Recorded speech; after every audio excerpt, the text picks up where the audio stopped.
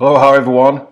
Welcome to our second Facebook Live of this series at the moment. And as you can tell, I'm not in Hawaii, I'm at home, but I still like that greeting of aloha. Maybe one of the sessions I'll do is to explain why that greeting is so important to me. So as I mentioned yesterday, we've got a whole series of guests that have agreed to do these lives with me. We've probably currently got up to around about 2 weeks worth, which is fantastic. And these are personal friends of mine. They're people I've known for a long time. They're people I've worked with, and they're truly world class. And I'm just absolutely honoured and delighted that everyone has said yes to joining me on these Facebook Lives. So we've really got some fantastic stuff for you. And as I mentioned, there's going to be 3 phases or 3 stages to what we're doing. Firstly, stabilize, which is around getting us out of the emotions of anxiety and fear and panic.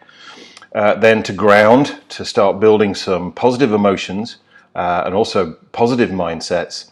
And then growth, how we can use this time where we're locked away, and how we can use that time to actually grow personally and grow our businesses and grow financially. There will be a time when this has passed. I mentioned from a broadcast from Hawaii about my grandma shepherd. Oh well, soon be the end of the week, because she always focused on whatever was happening was done. And I think that's an important thing for us to do, and we can got some really structured techniques to do that. So the first part of this for the next couple of days is going to be around stabilization.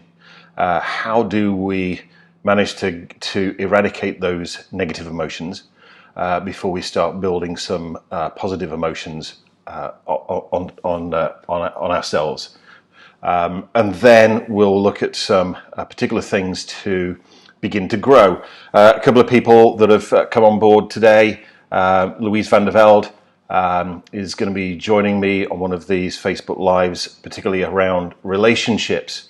A lot of the stuff I've seen in the news is that for people in a relationship that are on lockdown together at the moment, then they're saying that 50% are going to be having kids. There's going to be a baby boom in around about 9 months or 10 months time, and then other people will be getting divorced because they didn't know how to have this 24 hours a day together. Louise is going to be talking specifically about that one, about how in relationships we can deal with stuff, we can get on, and we can actually grow our relationship, which I think is great. Then also I was talking to Peter Cameron Burnett, very good friend of mine. He's going to be coming on when we get into the grow section, particularly around how we can use technology to continue our business during this lockdown time, and not only continue it but to grow it. So that's 2 fantastic additions to the lineup that we've got of world-class experts for these Facebook Lives. Please share these as widely as possible, so that as many people can benefit from this. We are all in this together. And my whole thing is, how do we survive where we are right now, and then how do we come out of the end of this in a really, really good, a really strong place. And I've had some fantastic feedback that you've got the same kind of mindset as me. So what I want to do tonight is to review what I talked about whilst I kicked this whole thing off whilst I was in Hawaii, which is very much about how do we maintain our mental, emotional, and physiological well-being. And the first things in that really are, how do we put ourselves into a relaxed state rather than a stress state. When we're stressed, when we're feeling anxiety, when we're feeling fear, when we're feeling panic, and I am getting people contacting me, and people are being very honest and quite understandably feeling very anxious, about many things, about their health, about their business, about their finances. Some are in fear, and some of them are being very open with me and very, very honest. They have moments of panic. Totally understandable. So what I want to share with you tonight and probably tomorrow is some, for want of a better word, almost like neurological hacks that we can do to take us out of those states. And the reason why that's important, we've got this physical lockdown for important reasons. From all evidence is that coronavirus is airborne, though it can also be through contact and people touching it and then touching their face or whatever. So there are some very, very practical things that we're being told to do from a distance point of view, and also from just a purely physical cleanliness point of view. I've been out a number of times because I needed to get some food in. Since I've been away for 2 weeks, the fridge was empty. I needed to go and get some stuff, and there is panic in the streets about people being too close and those kind of things, and then other people that are just completely ignoring it. I'm going for the do everything you possibly can to stay well. So, if somebody does, here's one technique that I just thought of just intuitively. If somebody does pass you and you feel they're a little bit too close, then as they're passing you, just breathe out, and then don't breathe in until they've gone a good way away. From all of the scientific ideas is that the virus gets into our nose and goes into our throat and then into the lungs. So if it never gets into our nose in the first place, then we're in a good place. So these are just physical, personal hygiene factors that we can use to stay in a good physical place. Then these emotions of stress and fear and panic are known to have our body flood the entire bloodstream with a chemical called cortisol, sometimes called the stress hormone. And cortisol is known for reducing the effectiveness and the efficiency of our immune system. And obviously we want to keep our immune system really strong at this point in time. Even away from other things, not only the coronavirus, but if our immune system is low, if it's compromised, then we could get like a common cold, we could get flu, a whole manner of other infections. So it's not only about the coronavirus. You've got to look at a broad spectrum of things and really look at everything we possibly can to give our physical body the best chance of being well. So I want to share. So there's a couple of things. One is, two major concepts which we're going to keep coming back to during this phase of stabilizing, and also this phase of grounding. One comes from NLP. So I just want to share my screen with you here.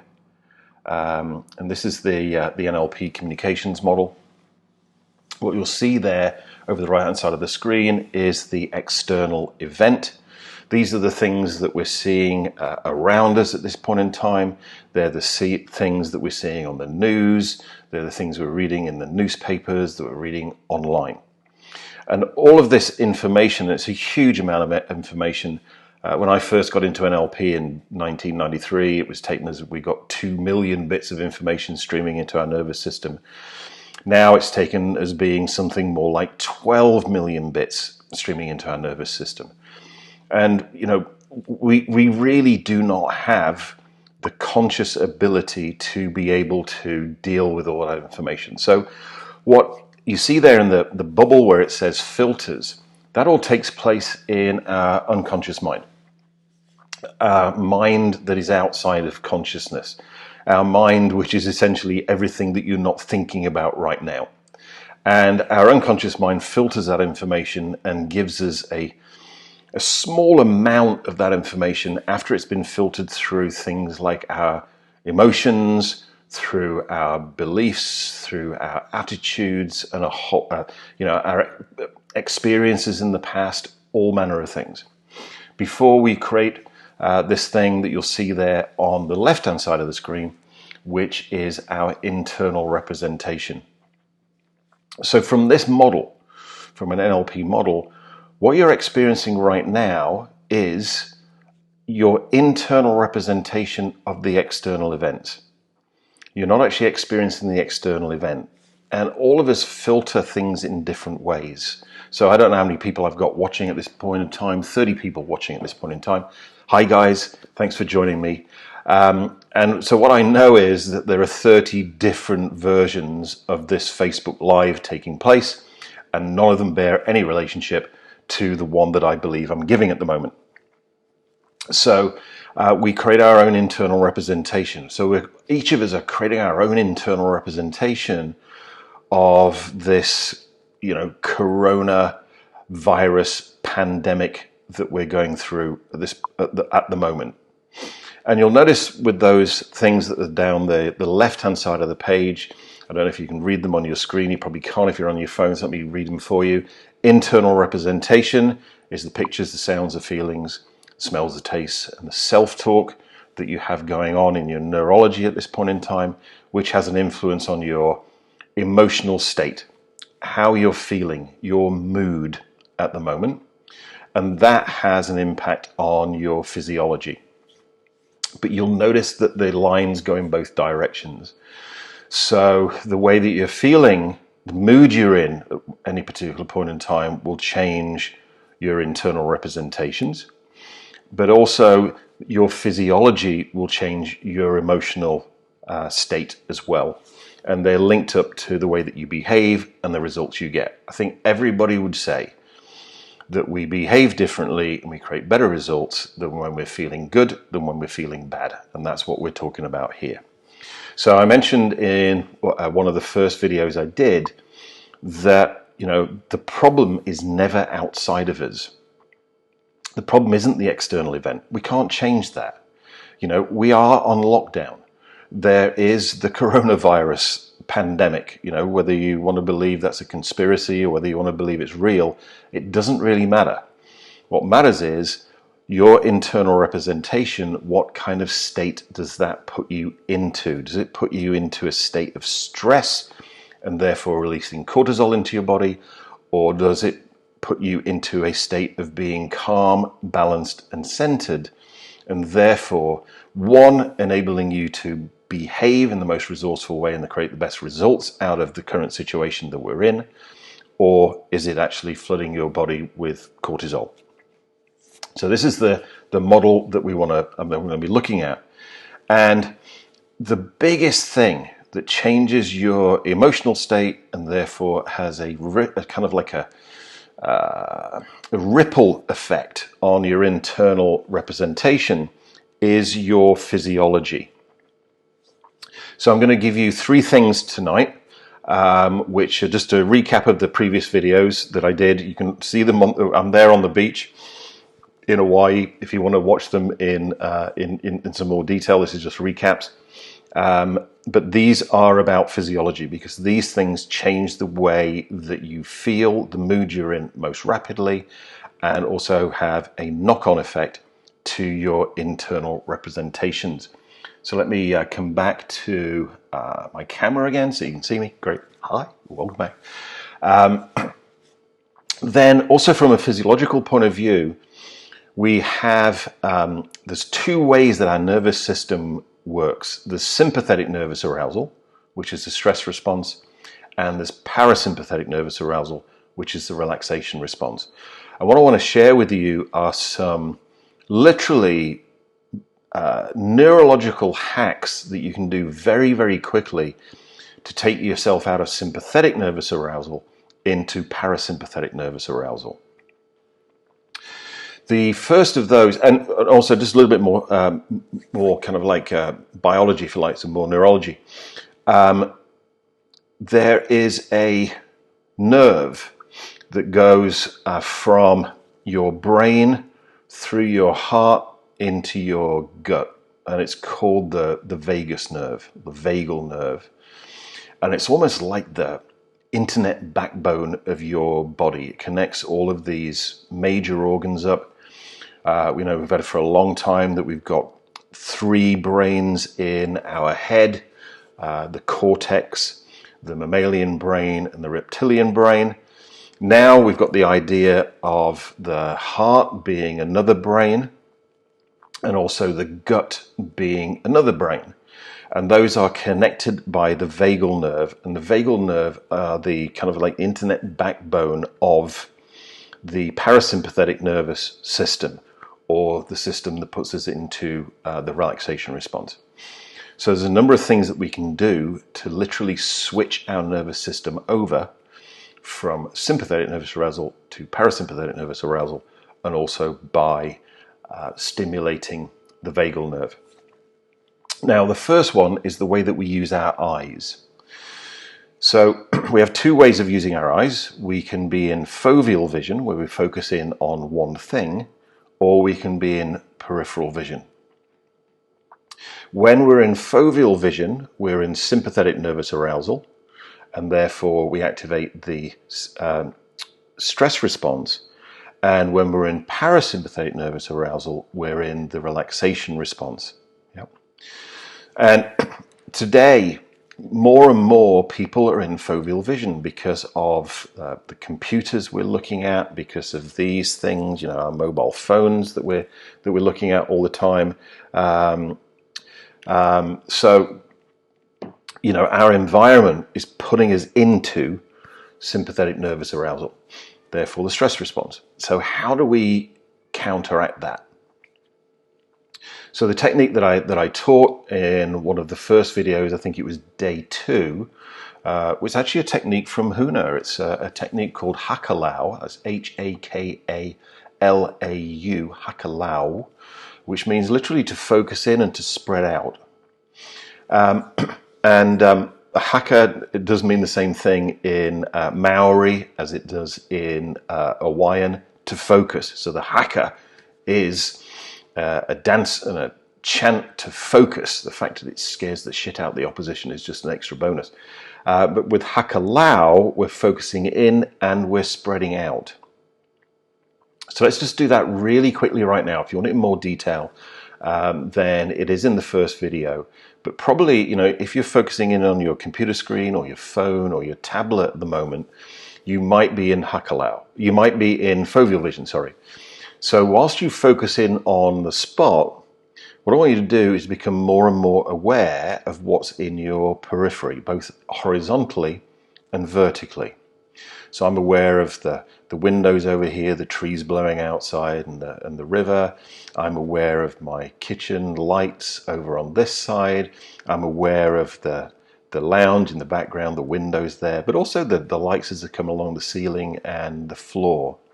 And as you put more and more of your attention into the periphery, what you'll notice is that you begin to feel more and more relaxed. You might notice that your breathing slowed down, and also your breathing has moved in your body down to your diaphragm. So the more time that you can spend in Hakalau, in peripheral vision, whether that be indoors or whether it be on those times that you manage to get out for an essential exercise or whatever it is, the more and more you'll stimulate your peripheral, your parasympathetic nervous system. Then another thing that's known for stimulating the vagal nerve is diaphragmatic breathing. Breathing right from the gut, right from the belly. As adults, we get bad habits for breathing. But if you look at a baby in its cot breathing, it doesn't breathe from its chest, doesn't breathe from its shoulders. All it does is its tummy goes in and out. That's how we're meant to breathe. So I taught a technique, a Ha breathing technique, which again comes from Huna, which is the Ha breath, which is where you take a deep breath into the nose, then slowly breathe out through the mouth,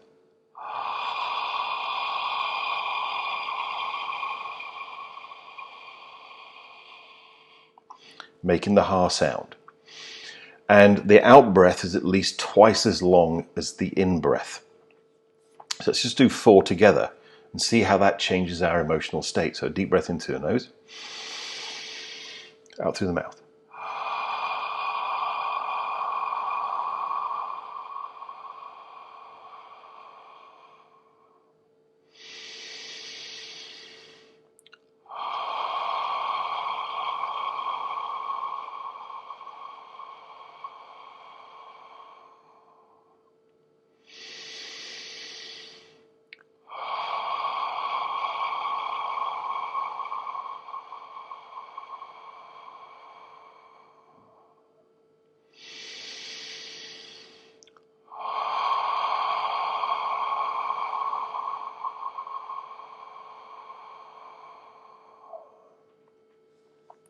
So that's just 4. My guess is a lot of you are feeling different now. And many of you might be feeling energized and relaxed. When I teach this live, some people go like, I'm feeling dizzy. Well, I'm feeling lightheaded. It is free and it's legal. So if you want to feel dizzy and lightheaded, then you know now how to do it for free. And it is legal. But it's probably not the best state to be in. Well, there's a thing in Huna, which is your energy flows where your attention goes. So if you are ha breathing with your attention in your head, i.e. you're chatting to yourself, then all the energy will go up here. So the place to put your attention whilst you're doing the ha breathing is down in your solar plexus, what the Hawaiians would call the na'au, N-A'-A-U, which is where they believe that our unconscious mind lived. That will enable you to energize yourself, to cleanse your lymphatic system, because that's the other thing that ha breathing does. It enables the body to eradicate toxins from the body whilst putting yourself into a nice energized, relaxed state. And if you're in peripheral vision at the same time, and if you're doing ha breathing correctly, then your jaw will be relaxed. That tends to shut your internal chatter off so that you can just breathe and relax. And what I'm going to do, Frederick Carlson, who's going to be joining me on some of these Facebook Lives, I chatted to him yesterday, or maybe it was the day before, and he sent me some new music because some people have been asking for some nice guided meditations. But Frederick and I did a ha breathing track many years ago for the very first product we ever put out, which would be in, I don't know how many years ago. Frederick, remind me.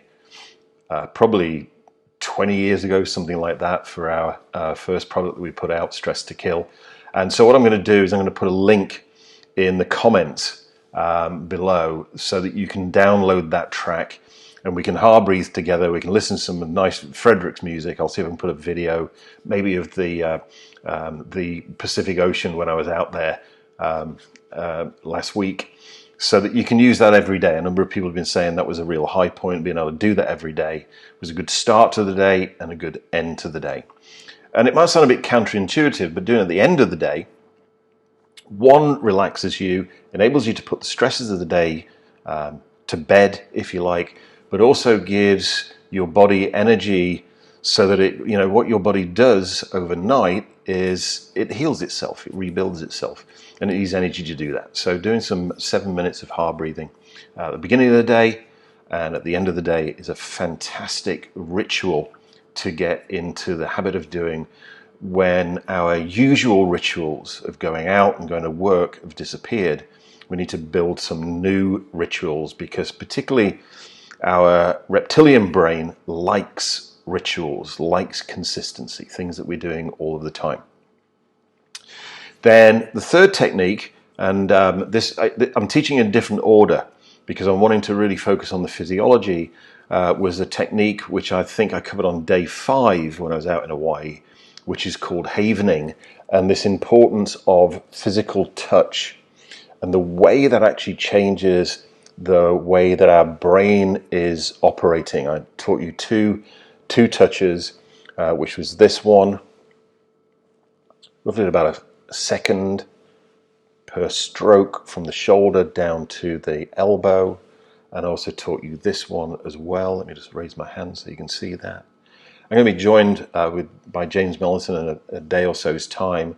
He'll teach you some other havening touches too, and some different havening techniques, because he's a certified in havening, which I'm not. I just use it, and it's one of the go-to techniques that we use in our Fix My Mind one-to-one therapy sessions. And James and I are going to be taking you through a full one-to-one therapy session, which we use in Fix My Mind for particularly around anxiety, fear, phobia, and panic, particularly if it's generated by specific events in the past that this current situation might be triggering. Yeah. But I just taught you a technique, and again, you go back to day 5 if you want to get it in more detail, which is called transpirational havening, which is where in the moment, if you're not in the state that you want to be in, then you put a label on the feeling. Let's say I was feeling anxious at the moment. Or I was feeling anxiety. I go, okay, anxiety is the feeling I've got. I then ask myself the question, how do I want to feel instead? Calm, let's say, is the word that first comes to mind. So what we're going to do is we're going to start the touch. This is my preferred havening touch. Yours might be a different one. And what this does is it sets up a delta wave in your brain, left and right hemisphere. Delta waves are essentially the kind of way your brain is operating when it's in sleep or on the cusp of sleep. So it's also a technique that we use quite often in Fix My Mind for dealing with clients who are experiencing anxiety. And what you do is, firstly, you just do the touch, stroke per second, using the label that you gave for the feeling you want to get rid of. And I chose anxiety, anxiety, anxiety, anxiety, anxiety. What you'll notice very quickly is that feeling of anxiety decreases, almost like down to zero. It's probably not totally gone yet, and it's dramatically reduced. So when you feel it dramatically reduce, then what you do is you alternate the two words, the state you want to move away from and the state you want to move towards. So anxiety, calm, anxiety, calm, anxiety, calm, anxiety, calm. Then you'll notice that the anxiety is completely disappeared and the calm is starting to build up. Once you get to that point, then what you just do is you just say the label of the feeling that you want to feel instead, which would be calm, calm, calm. But the important thing is that you say it with the voice tonality that you would use if and when you're actually feeling that way. Calm, calm, calm, calm, calm, calm, calm. And what you'll feel from that is then the feeling of calmness fills your neurology. And that's a way of changing your state right in the moment. Equally, you could put all of those things together. You could be in Hakalau, you could heart breathe, and you could do the havening touch all at the same time. And just say the words internally in your internal dialogue whilst you're heart breathing. You don't need to say them out loud. So those are 3 physiological hacks for tonight to enable us to change our emotional state and put ourselves into a state of mental and emotional well-being, which absolutely is proven to give our physical body the best chance of being able to defend itself from any bacterial, biological, or viral influences. To say, I am going to put a link in the comments down below, so you can click that link. All you need to do is put your email into there. You'll then get that particular heart breathing track sent straight to that email address. You better download it. Share that share that link with anybody you want to. Please, it's on us. It's on Frederick and I. Then tomorrow, what I want to move into is we've done the physiological thing. Then we're going to get into how do we actually go about changing the internal representations that we've got inside, which further enables us to be not only in a positive emotional state, balanced emotional state, but also in a good positive mindset. So thanks for joining me this Sunday evening here in London. It might be Sunday morning for some of you. It might even be Monday morning for some of you, and some of you might be picking this up non-live on the recorded version. Please, comment. I can see we've got 25 thumbs up. We've got 33 hearts from the people who are watching this live. Thank you so much. That really does encourage me and motivate me to keep doing this. I'm very committed to doing this. I'm very committed to us also building a community. So please comment and chat as well. With each other. This is an important thing. I've been speaking with my family. They're all on lockdown. My mum is mid-80s. She's doing very, very well, but obviously she's taken the lockdown very, very seriously. I've got uncles and aunties. They're locking themselves away. And even though we're only in the early stages of this, there is this thing about loneliness. And I mentioned a study was done in the 1960s that wouldn't be allowed anymore. It was a study with newborn babies. They were orphans for one reason or another. And 50% of those babies, they were all fed and they were all watered with the same food. But 50% of those babies were touched. And 50% of those babies had no physical contact. They were still fed. Their environment was exactly the same, other than the physical touch. And very, very sadly, very unfortunately, those 50% of the babies that didn't have physical touch died. And this is the challenge that we face with isolation, which is another reason why, I like the havening technique. And also a reason why I want James to share more of that with you, because he is an expert and a specialist in this. Because this, I think, can actually eradicate that. I've noticed people when I've been working with them that when they release a major negative emotion or a major conflict inside of themselves, quite naturally and automatically they hold themselves like this. So and the reason it's called havening is because this particular touch creates a safe haven. So there's a whole series of things that we can share, and I'm so excited about being able to bring all of these friends of mine from years and years ago, as much as 30 years ago, to just within the last 12 months, who are going to be joining with you from around the world. To really make something special happen. So thank you for joining me. Please share as much as you possibly can. People need this. It really, my thing around this is, one, the community. The other is that it puts people back at a place where they have a choice, because a lot of people are feeling at the moment that they don't have any choice. And what these techniques do, what this mindset does, is it goes, you might be locked in your house. You might not be able to go to work. You might be having to change the way your business works massively. And we always have choice. We have choice about the way that we feel, and we have choice about the way that we think. And that's the most important thing. So wherever you are in the world, love you all. And ahui ho, I shall see you again tomorrow, same time, 1900 UTC. Take care and be safe.